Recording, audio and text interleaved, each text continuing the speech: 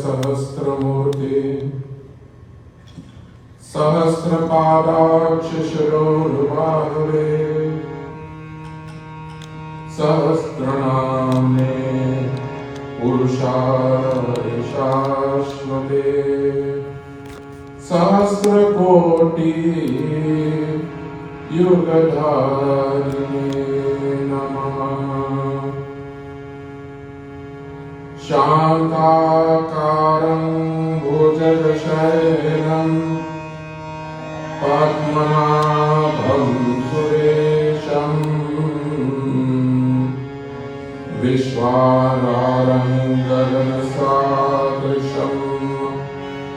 मेघवर्णं शुभांगम् लक्ष्मीकान्तं कमलनयनं योगिविद्यानगम्यं वन्दे विष्णुं भवभयहरं सर्वलोक एकनाथम् सर्वलोक एकनाथम् अनादिनिधनं देवा शङ्खचक्र गदाधरा अक्षय पुण्डरीकाक्ष प्रेतमोक्ष प्रदोर्भव पितृमोक्ष प्रदोर्भव। हरि ओम शांति शांति शांति हरि ओम।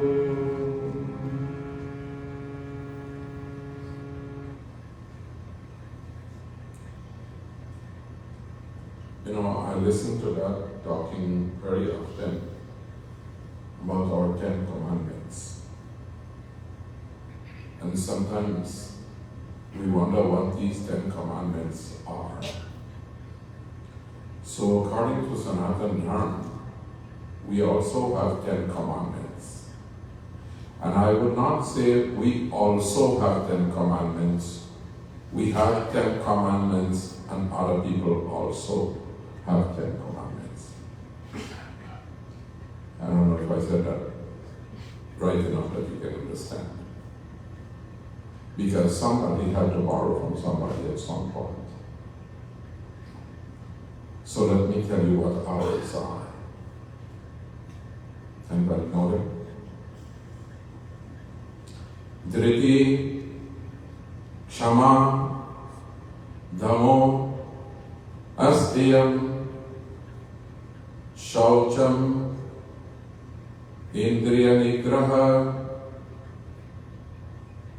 धीर सत्यम क्रोध दशकम सर्व लक्षणम। So Dhriti, we must be firm, we must be resolute, we must not be shaking back or forth whenever it comes to making decisions in life. We must be firm. Dhriti.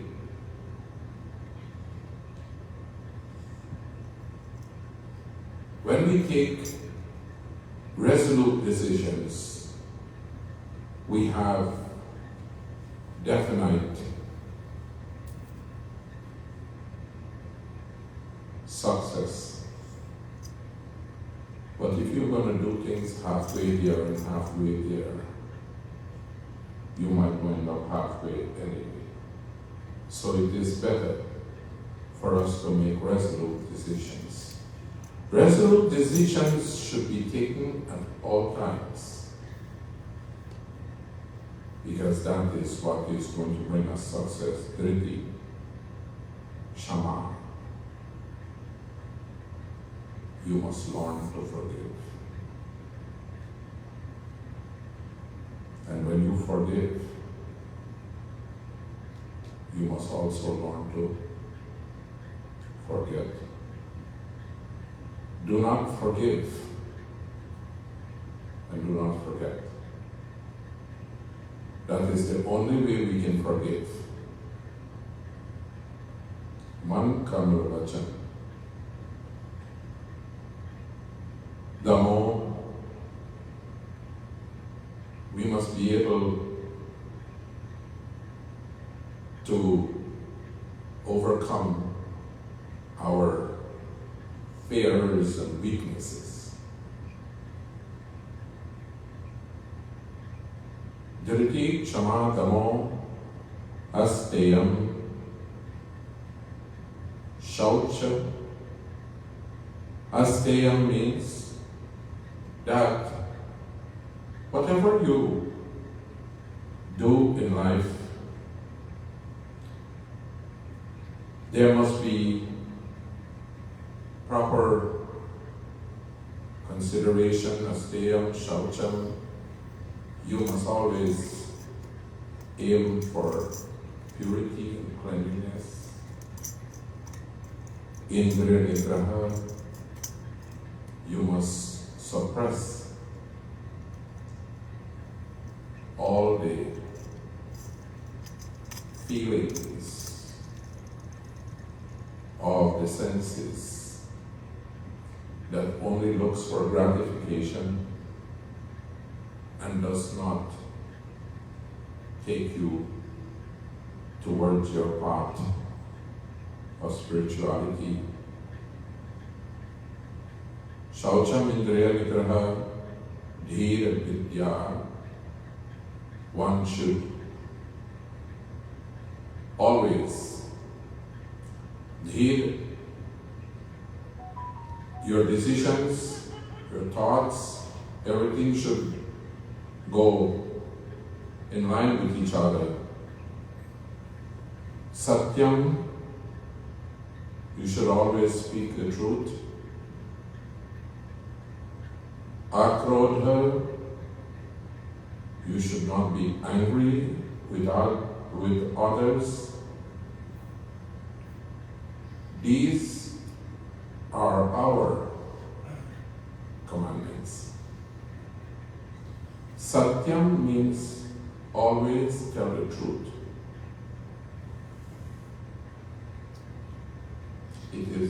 Does not mean thou shalt not lie. Thou shalt not lie does not mean you are telling the truth. You know, you ever read your credit card bills?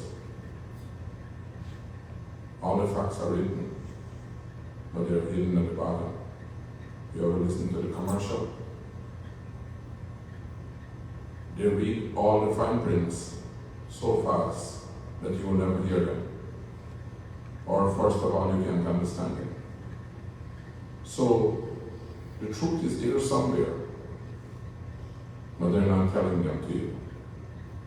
So telling the truth and thou shalt not lie means two different things. They're not one and the same. Thou shalt not lie means I might not be telling the truth. I might not be telling the truth, or the truth is hidden somewhere.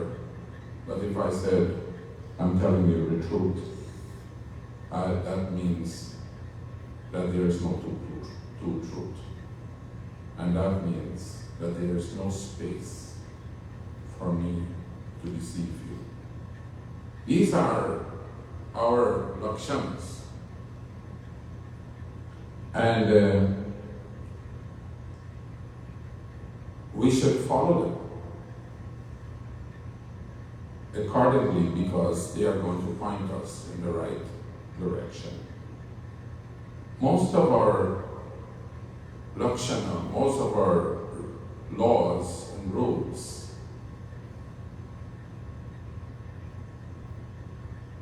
ahimsa means you should not hurt each other. You should not hurt other creatures. Akrodha means that you should not be angry. So these are rules and regulations that we should follow. Whatever we do in our lives, we must have one object in doing it. Nobody does anything for nothing. Every one of us do whatever we're doing for a purpose, for a reason.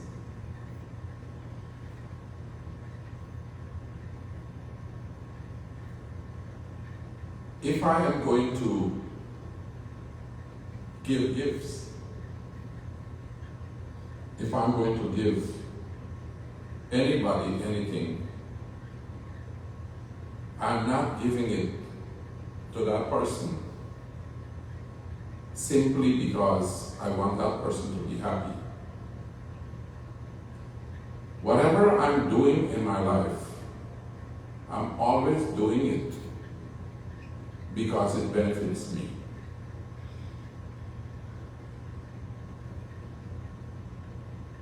Anything that I'm doing in my life, I am doing it because it benefits me. Remember that. You do nothing for nothing. You do everything because it benefits you. So if you give somebody something, you're giving them because there are 90 reasons why you're giving.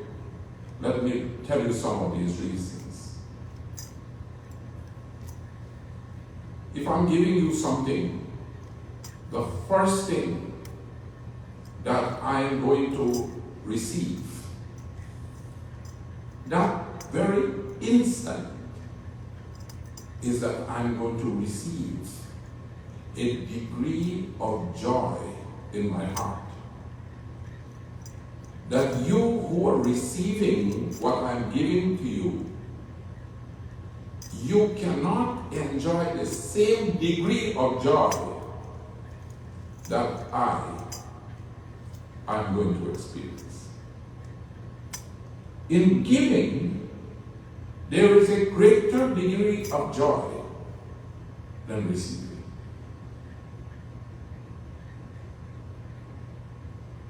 Giving makes us happy. We can give millions of things, but everything that we give will bring us some kind of gratification as a result of our giving. Giving is also inflicting pain. Giving also inflicts pain. Because sometimes I'm forced to give. That the recipient, the person who is receiving, is not totally happy. Because they can work hard to receive it. And I too am not very happy because I don't want to give it.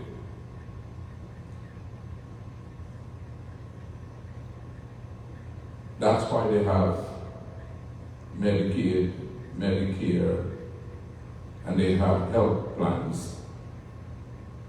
Because if you go to a doctor and look at his face and give him money every time you go to the doctor, it's a painful, painful situation. Not the pain you're feeling, that you're going to be alleviated of by visiting the doctor, but the pain of separation from the money that you're going to give to the doctor.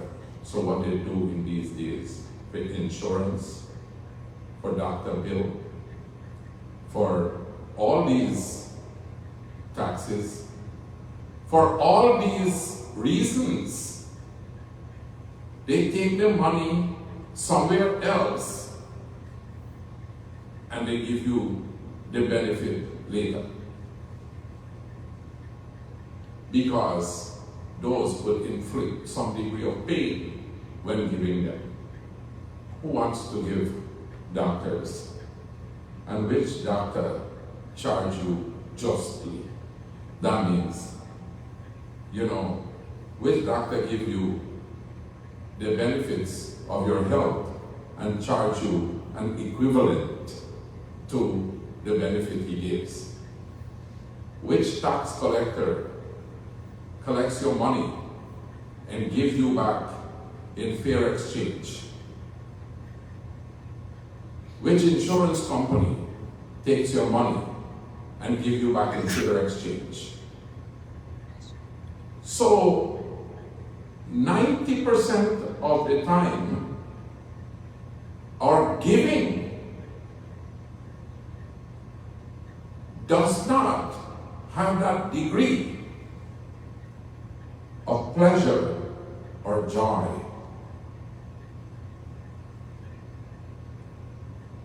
As a result,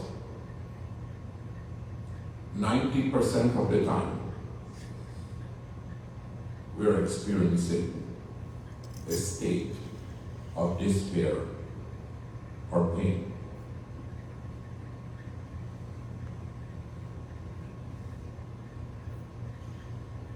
I'm not saying this. I'm saying what Mahabharata says. Mahabharata tells us that there are only certain times that we find pleasure in giving. We realize that 90% of the time that we must give, that we experience pain, that 90% of the time we can't avoid giving. We must give. So we're forced to give despite the fact that we don't want to give. That is Krishna.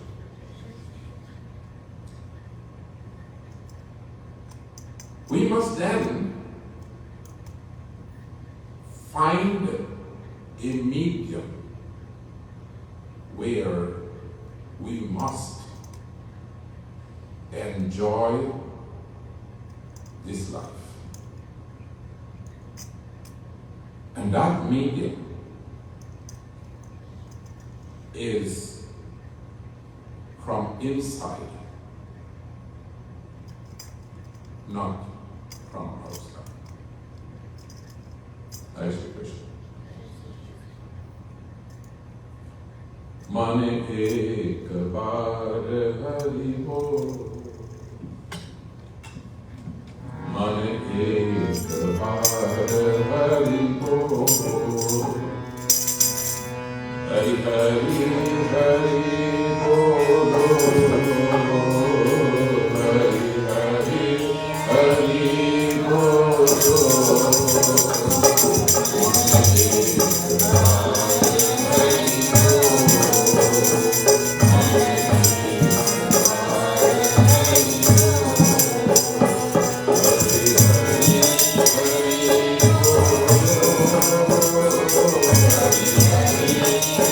Hari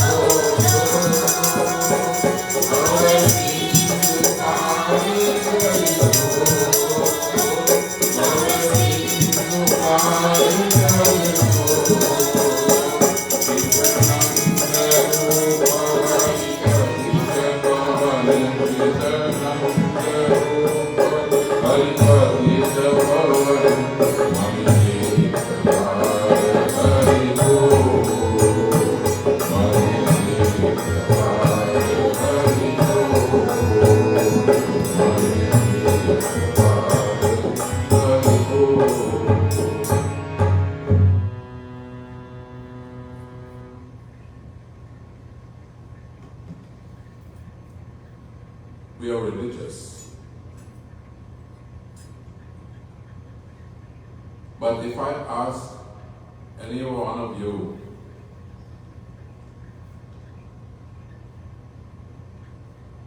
why we are here, you will say we are here to pray, we are here to listen to satsang, we are here to, and for so many reasons.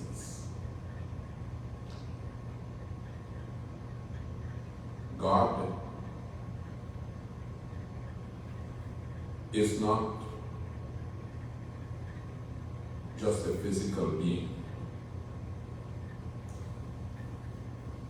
but God is a divine inspiration that when we experience that divine feeling,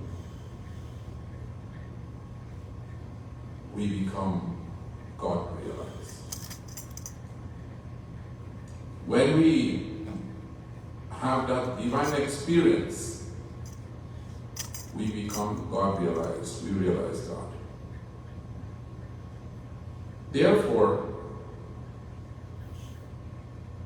bringing God into our life, we come to satsang, we learn to chant bhajans, we learn mantras, we learn to perform puja, we learn to, we adore the murtis, we do so many elaborate acts. All these elaborate acts are just to bring out that divine feeling within our own being. So we realize that God is not an external object, but God is a divine experience. All that we're doing here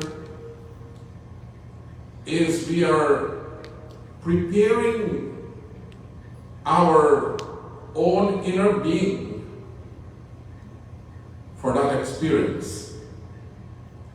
And if we live this whole life and we do not have that experience, then we have wasted this life. So here, we have come here all together. Each individual is an individual of his or herself. We're different. We are all individuals.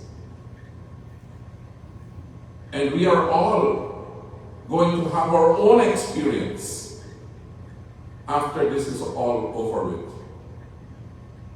And none two of us will have the same experience. We're going to have that experience based upon my ability to grasp, to take in, and my openness to have that revelation within myself.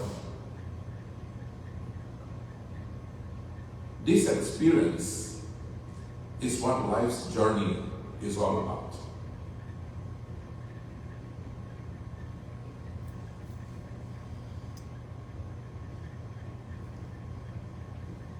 If we are going to allow our giving and receiving to interfere with that experience of the divine being,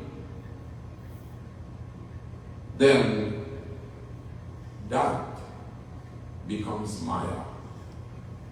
That becomes our illusion. So now 90% of our giving is painful. Only a minute amount of giving is pleasurable.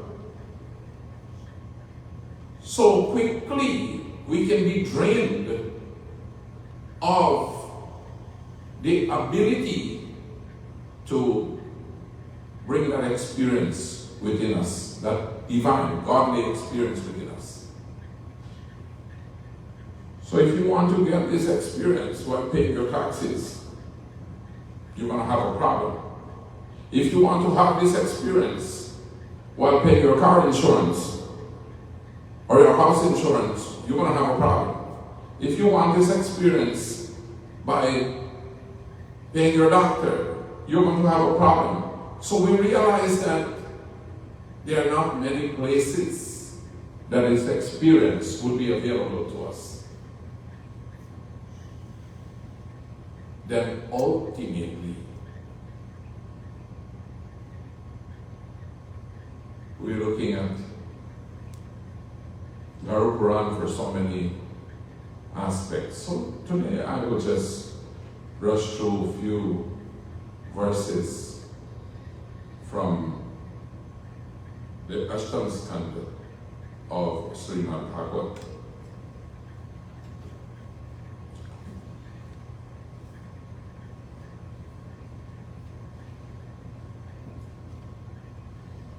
Govinda Krishna Jai, Gopal Krishna Jai, Gopal Pada Pada Radha Krishna Jai, Govinda Krishna Jai, Gopal Krishna Jai, Gopal Pada Pada Radha Krishna Jai, Krishna Jai, Krishna Jai.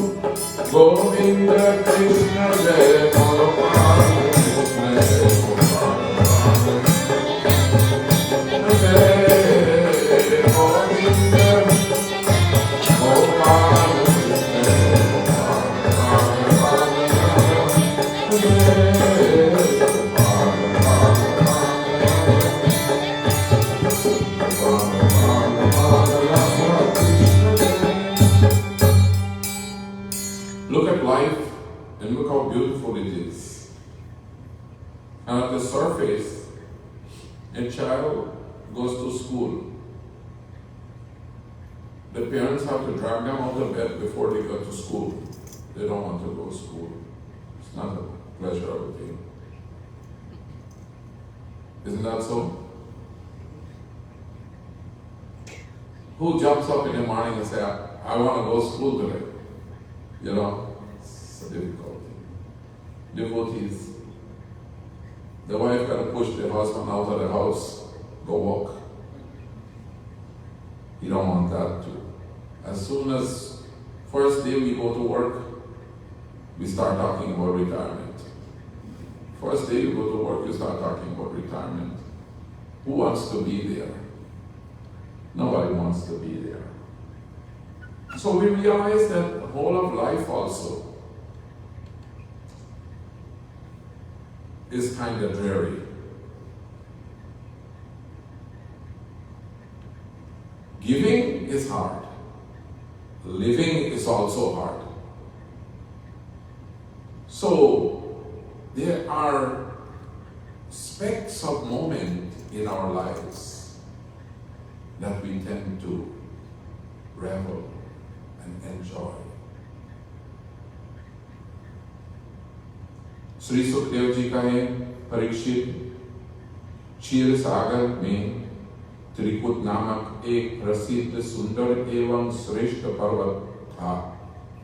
That there was once in this Kshir Sagar. Anybody know where Kshir Sagar is? Kshir Sagar is where Bhagavan Vishnu sleeps. But it says that there is this beautiful mountain that sits right at the bank of this ocean.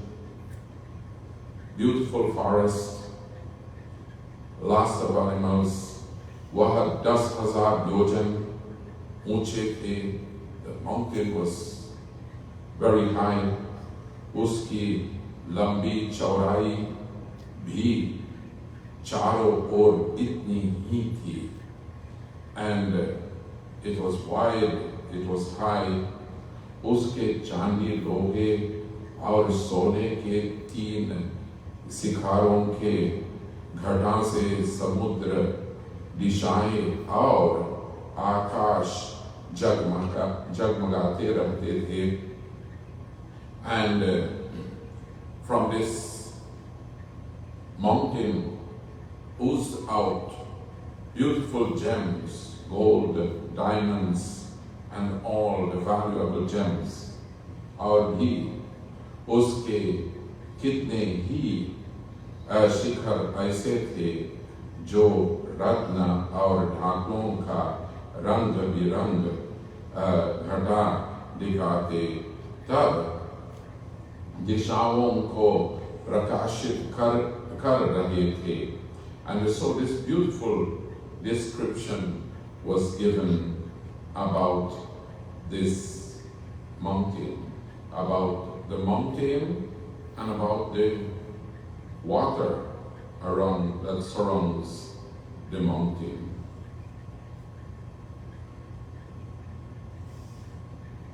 उसे पर्वत तहरती तरह के जंगल जानवरों को झुंडे से सुशोभित रहती थी. And all kind of animals dwell there. And it went on to give you पर्वत त्रिपुर की तरकाई में भागवत प्रेम महिमा भगवान वरुण एक उद्यान था. उसका नाम था त्रितुमान. उसमें देवानाएं क्रीड़ा करती रहती थी. And beautiful descriptions, of course, were the reflection of the green trees of the mountain. Looks like emerald in the water. और उस पर्वत के ओर जंगल बहुत ही हाथियों के साथ गजेंद्र निवास करता था. And there also a host of elephants dwell. घूम रहा था. They're going around from one place to the other in the jungle. Even the lions are afraid of the elephant. Very powerful indeed. उस सरोवर के जल अत्यंत निर्मल एवं अमृत समान मधुर था. And the water is so fresh and it is so beautiful, so much so that the elephants going there, the king of all the elephant, Gajendra, beautiful picture on the back wall. Gajendra, he was in the water, and as he was in the water, he was just dipping the water and he was flowing the water on the female elephants and the other children and all the rest of the elephants who were there. They were having such a beautiful time. In life, there are moments like those, very meager moments, when we can really realize that there is some degree of enjoyment. And we enjoy those moments. और हाथियों उनमें बच्चे देखा कि उनमें स्वामी बलवान ग्रह बड़ा वेग से खींच रहा है और वे बहुत घबरा रहा है. And there is a huge graha, a huge crocodile that came and grabbed onto the foot of this Gajendra, of this powerful elephant, and the crocodile started pulling him into the water. The elephant, of course, is very strong, but when it's on the land, when it is in the territory of the crocodile, then he has no matching strength. And here, the crocodile is pulling him deeper and deeper into the waters until now the elephant is at a point where it has totally given up. The female elephants are there standing and they are watching him as his energy depletes. They are watching him as the elegance and the ferociousness and the power and the strength that this elephant used to display has now all reduced to nothing. The strength that he used to display is now nothing.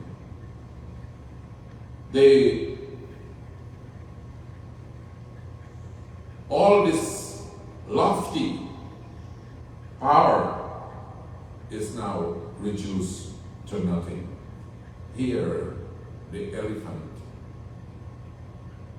cannot receive any help from nobody that is standing out there looking onto him. Sometimes we go to visit people in the hospitals and you watch them. All the family members are standing there and they're looking at that one person alone. That person alone knows their pain. That person alone have their own experience, and that person alone is going through what they're going through. Everybody who is standing around, they will not be able to share what that person is going to go through. These are the facts of life. And very quickly, the elephant is being dragged away and he has no recourse. This is what happens in life. The last gift that we will have to give in this world, that we will have no pleasure in doing, is this human body. The last gift that we are going to give in this world is this human body. In Garud Puran, It tells us that as the soul leaves, and the soul leaves the home, and the soul is going away, the soul is told repeatedly that go, don't come back here. He's told repeatedly, go, but don't come back here.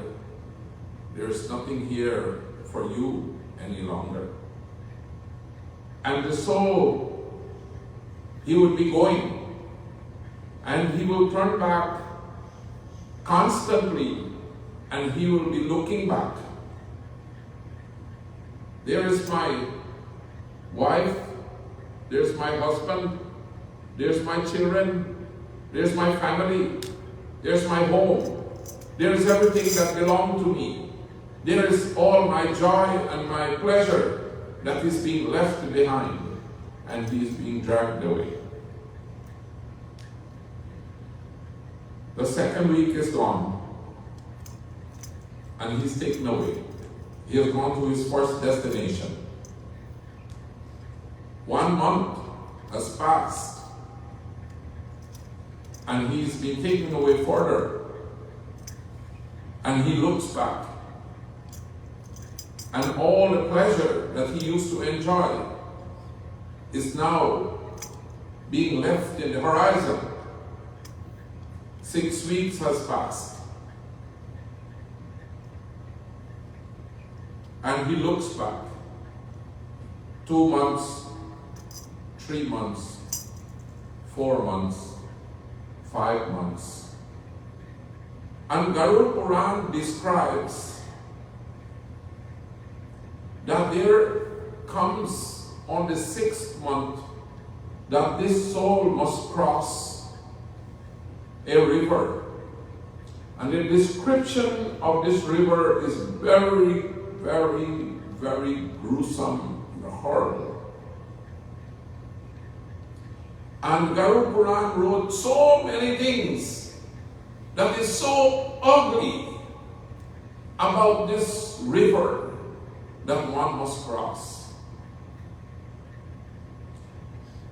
And then the relatives are told that you must give a cow for the Atma to cross over this river.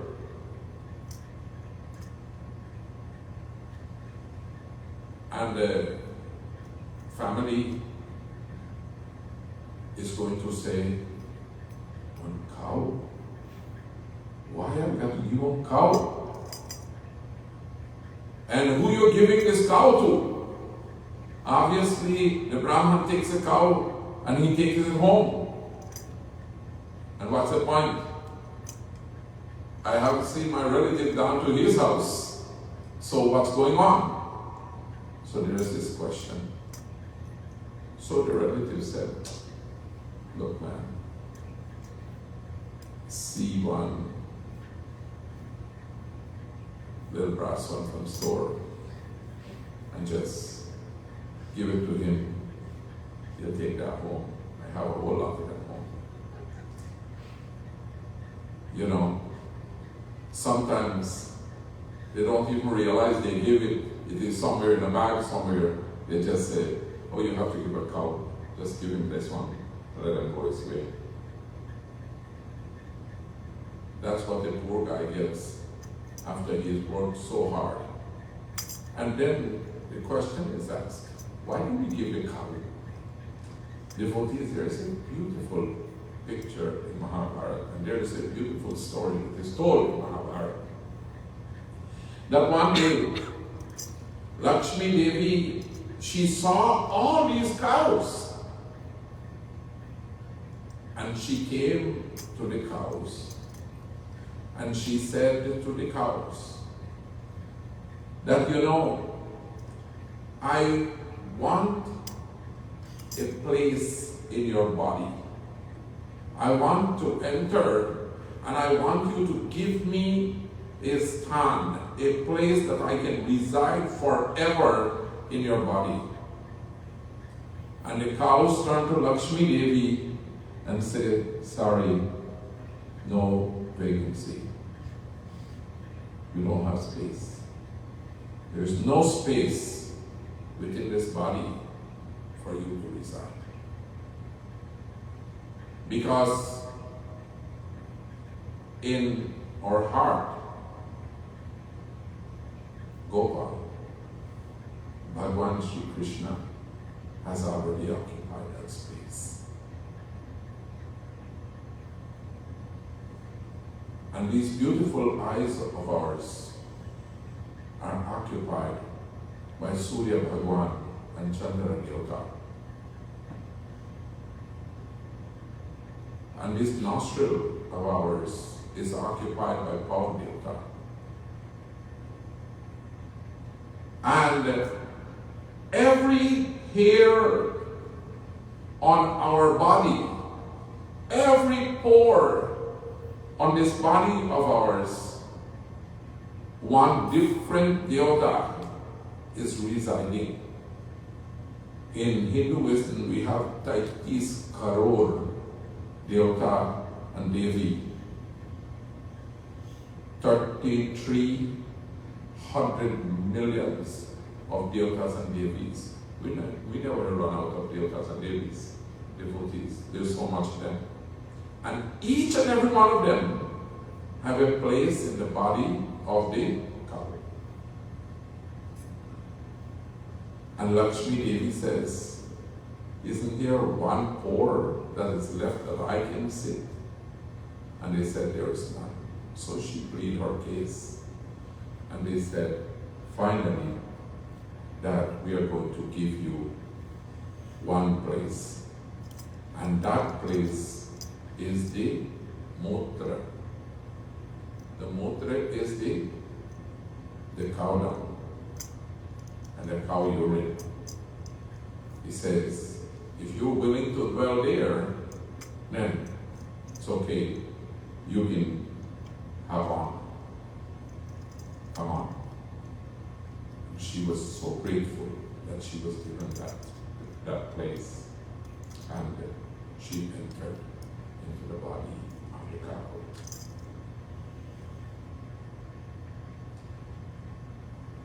The cow was very pleased to accept her.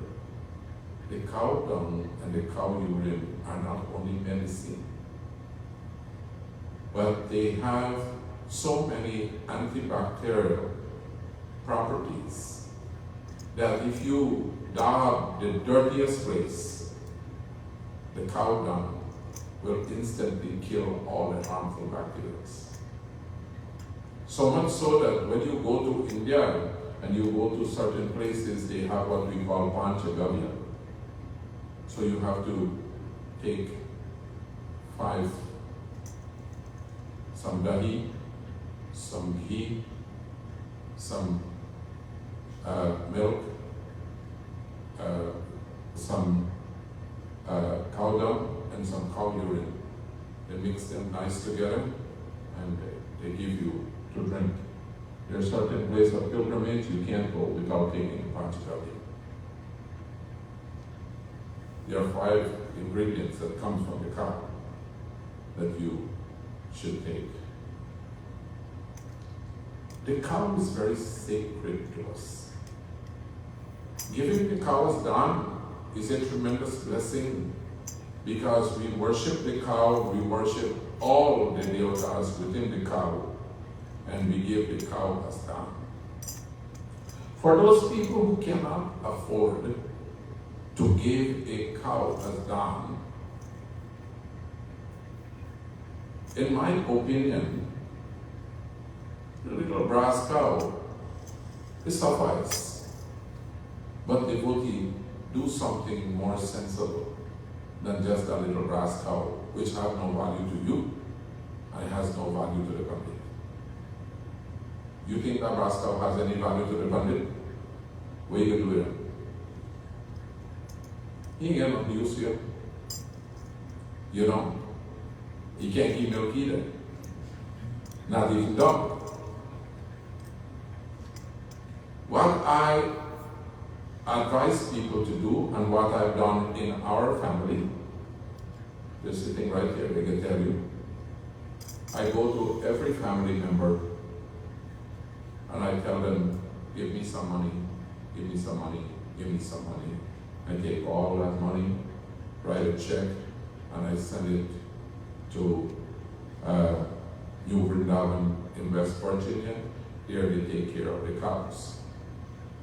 And I said, here, I send a check, and or I call Swamiji in India, and he will buy food, and he will feed the cows, and he will buy hay or something that keeps the cows during winter.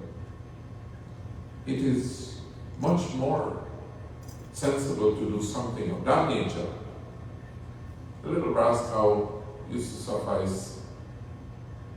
It is not important, not to you, and not to me.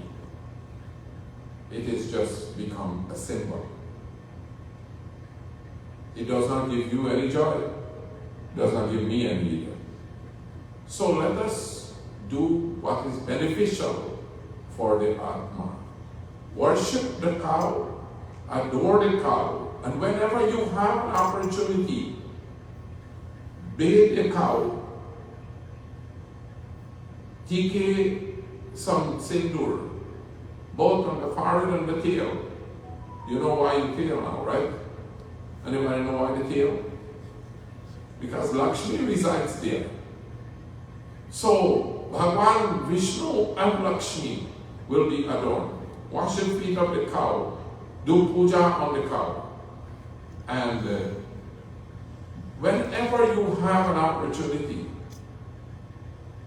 if you take the tail of the cow, rest it on your head, or you pass under the belly of the cow, how the bride is gone. You don't have, we be able to overcome sicknesses and many kinds of disease adoring the cow.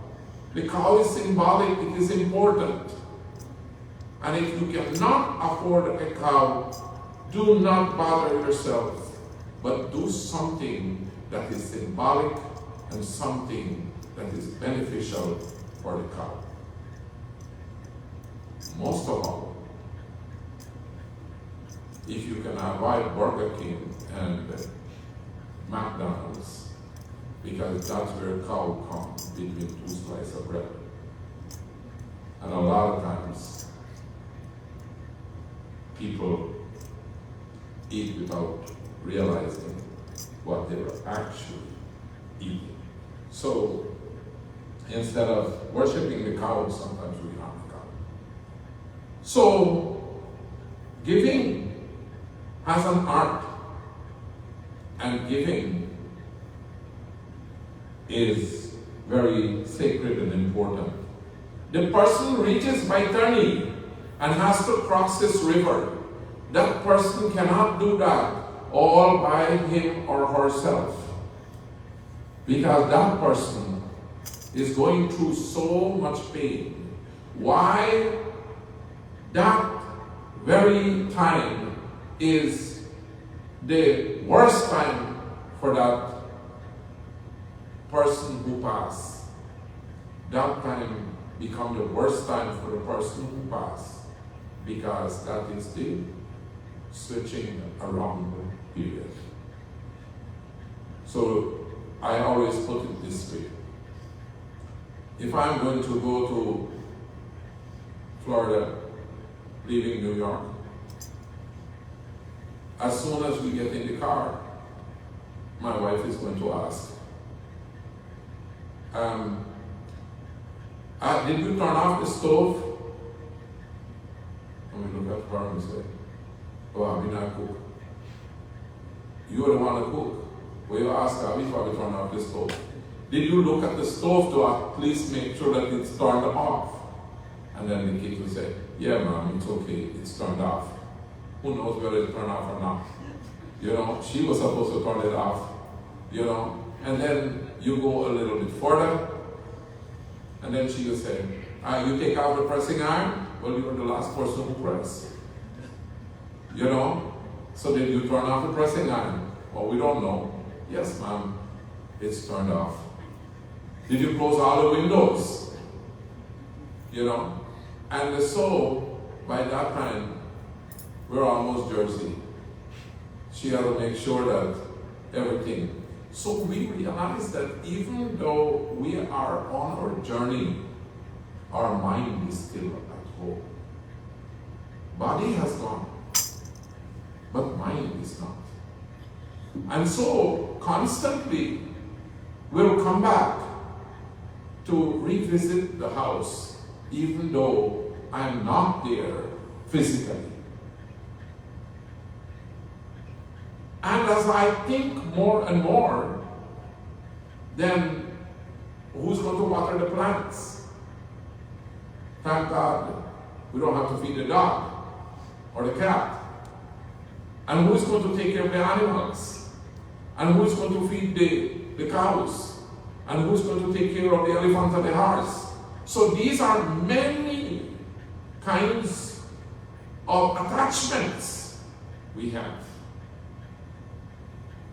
And especially if the kids are left behind, then the wife is going to constantly say, you know, I must make sure, you know, lack of a place, take care of yourself, and so many other thoughts that is going to constantly go on and on and on.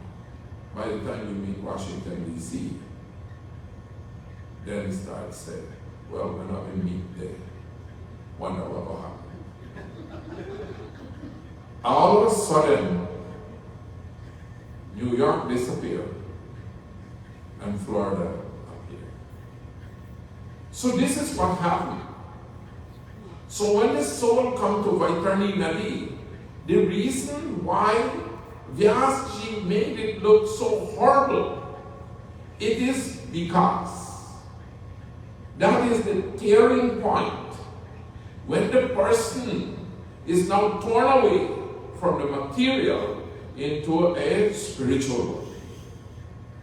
At this point, he starts thinking about all the relatives and all the friends and everything that is left behind. All the belongings are now left behind. And with great pain, it turns the other way and says, now they're no use to me anymore. And cutting ties with your wife, your husband, your children, your family, what you work for your entire life has now come to that point where you must rip them apart, leave that behind, and now your focus is on Bhagwan. Now I am going to my Maker. Now the soul is going to say that now my journey is to my Bhagwan.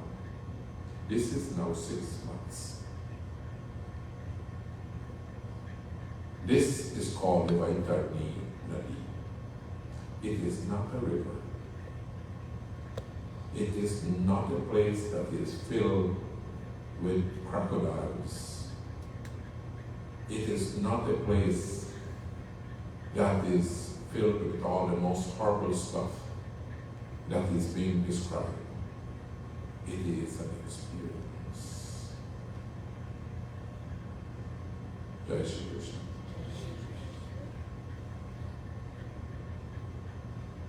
That is why in Garud Puran it is told that one should not have a wedding, one should not have a celebration, one should not have anything of that nature before 6 months. Because during that time, the Atma is constantly looking back at the relatives. And then when you do look back at the relatives, they have such a blast. They have such a nice time there. And I am here suffering. He will pronounce a curse upon me. One that you might not be able to reverse. And it will befall many generations. That curse we don't want. Many people make that mistake. We should not. And it says that if we have to perform a wedding, wait after 6 months. And after 6 months, you should perform the whole shroud, like a whole year shroud is performed. And then have a wedding. Garud Puran says you can have a wedding after 6 months. But you must first perform the whole shroud. And when the 1 year comes, you must do the whole shroud again. We must not disrespect the dead. Not because they close their eyes and they're gone. It's all over with. We must take that into consideration. Coming back to Gajendra, it has come to time when he must give up his body. And at that time, something happened. And what happened, devotees? Gajendra went back into his previous life. And in his previous life, he was once a very righteous person who followed the scriptures and who has done many good. And during that time, Gajendra realized, Om Namo Bhagavate Tasmai Yata Etat Chadatmakam Purushadaya Bijaya Parishaya Vidhimani. And he started remembering prayers from his past life.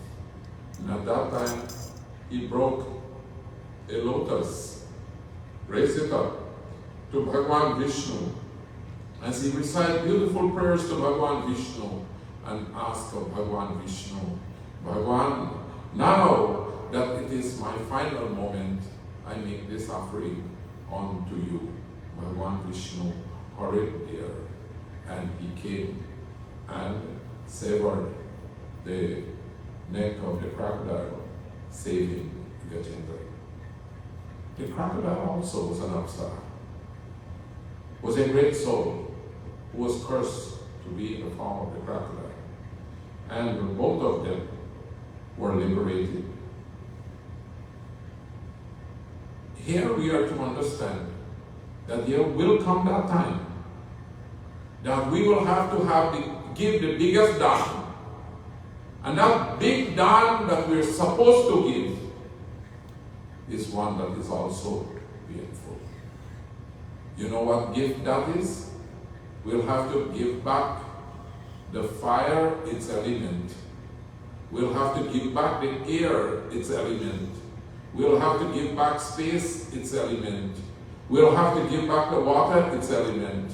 We'll have to give back the air its element. We'll have to give back the earth its element. We'll have to give back all these elements that we have borrowed when we come into this world. That gift also, in returning what we borrowed, is also a painful experience. The experience is painful not because you have to give back all these elements that we borrowed. The pain comes with the experience we had during the use of those elements. The experience we have, the relationships we fostered, the belonging that we brought together in this life, the pain comes with that.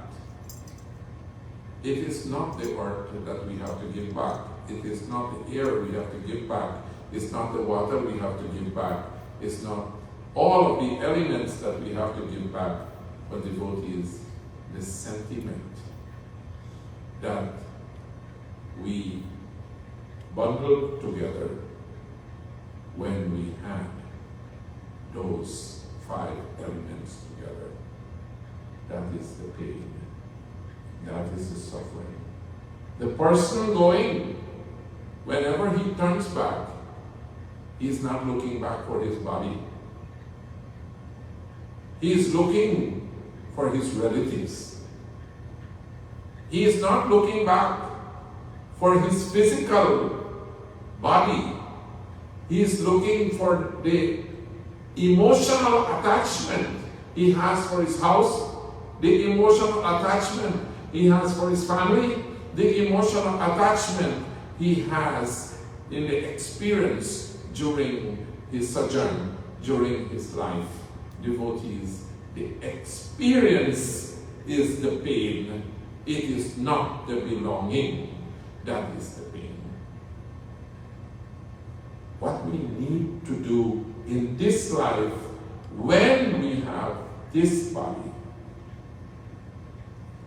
is to create experiences that will free us. If we are in the habit of thinking less about what I own and realize that it is borrowed, when I come to think that my wife is not mine, but God has placed us together so both of us can assist each other to gain moksha. When God has given us our children so that we can educate them in spirituality so that they will become elevated, then devotees, there is no attachment. There is no attachment that will be so strong that will tear us apart. At that time too, we realize that, you know something? I have done my duty as a good husband. I have done my duty as a good wife. I have done my duty as a good parent. And now that I have done all that I should, now it is my time to go. Then that devotees will, that devotee does not have any pain in the time of separating him or herself from this world. Let our giving be pleasure. Let our giving bring joy. And if we practice that mindset, devotee, at the end of this life, we will have no pain. We will have freedom rather than being tied with a bondage. When you meet Vaitani, that time Kamdhenu will fly. He does not have to go through all the dirty stuff that Vyasji described. That you will have to hold on to the coattail and you're going to go down into all this, disgusting description that Vyasji made. At that time, the Devtas will take you across. That time we are not looking at the cow, but we are looking at all the Devtas in the form of the cow. Jai Shri Krishna.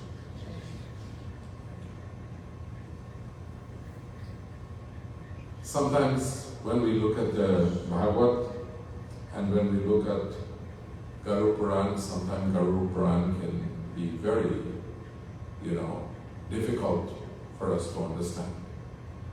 But we need to take time to understand what the scriptures are talking about. And everything in life,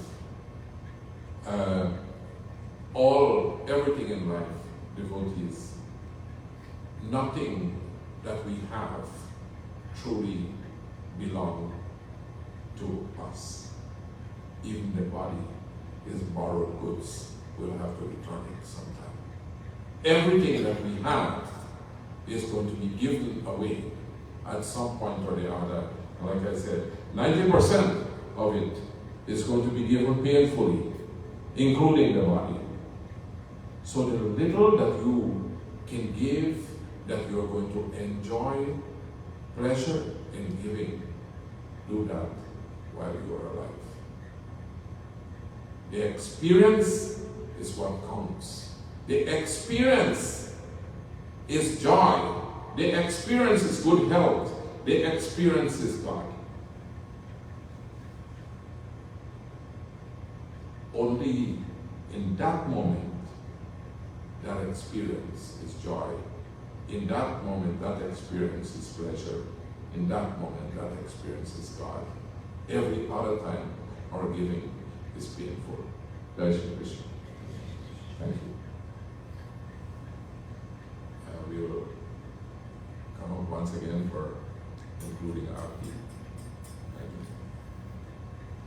I once again want to thank all of you, and especially my brother George and his Dharmapatni, Rajiti, and their family for sponsoring tonight.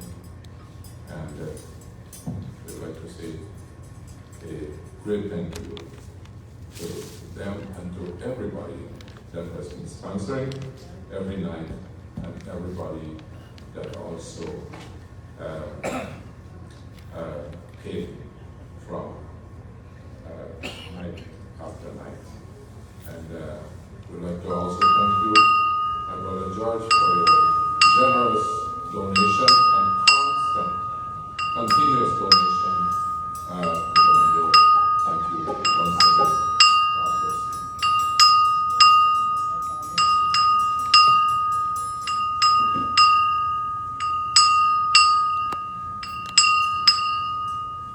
Om Ji Shri Radha Radha Radha Ji Shri Krishna Krishna Krishna Shri Radha Krishna Lila Shri Radha Krishna Lila Om Ji Shri Radha Ji Shri Shri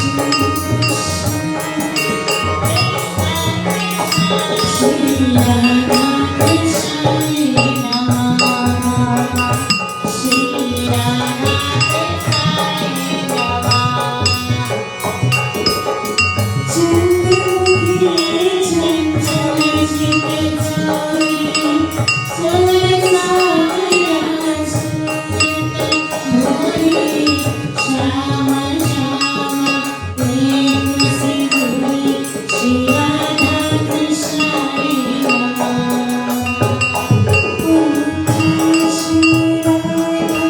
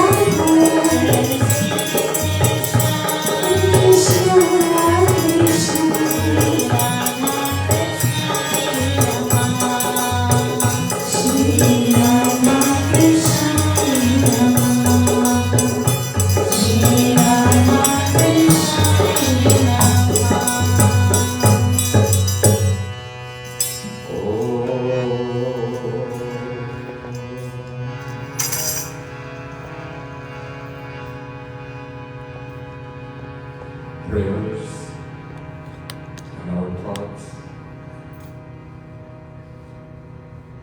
can reach tremendous distance. It reaches Bhagwan wherever he is. In the same way, it will reach the Atma of all of our loved ones. We pray and we ask today that may those souls who have gone to the beyond, may they find comfort and bliss. When we recite the mantras, we ask that go where the devatas reside and find comfort among them. We recite mantras and we ask, let all the memories of your past karma that would have brought you suffering, that they all be zeroed and that you experience bliss. Today these are our thoughts, these are our prayers on behalf of our families. Om Anadini Dhanu Deva Shankha Chakra Gadadara Akshay Pundalikaksha Pitri Paksh Bhava Anadini Dhanu Deva Shankha Chakra Gadadara Akshay Pundalikaksha Pitri Bhava Anadini Dhanu Deva Shankha Chakra Gadadhara Akshay Pundalikaksha Pitri Paksh Bhava. O Lord, we come to imagine that divine face of yours, that divine form of yours that has no beginning, no middle, and no end.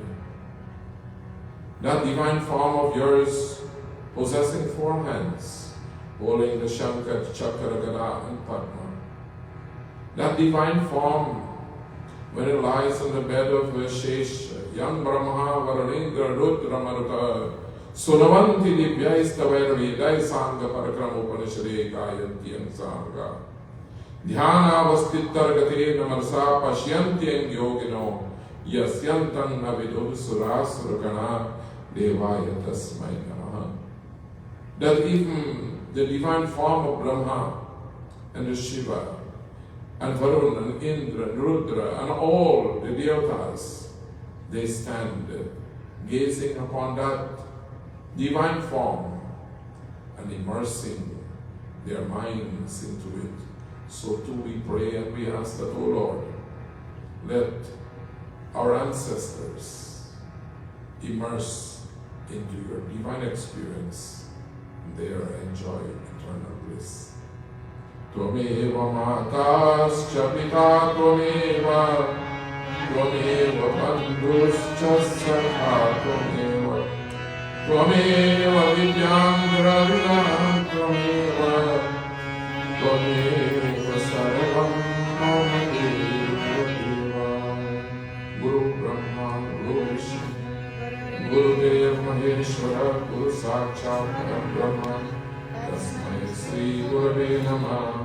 Om Devo Shanti Ramkarichu Shanti Prithvi Shanti Apa Shanti Roshadaya Shanti Vanaspati Shanti Vishwadeva Shanti Brahma Shanti Sarvatam Shanti Shanti Reva Shanti Shama Shanti Devi Ram Nam Satyam Om Shanti Shanti Shanti